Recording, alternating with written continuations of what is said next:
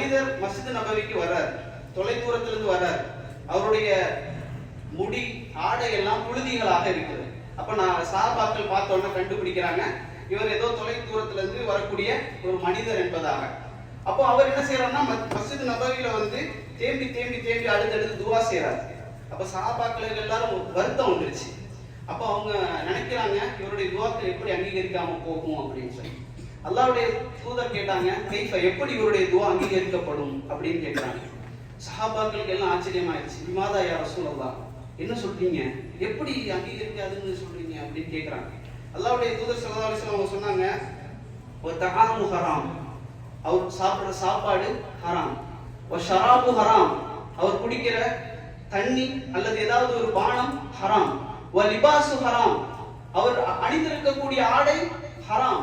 இந்த ஹராமான நிலையிலே அவர் கேட்கக்கூடிய துஆக்களை அல்லாஹ்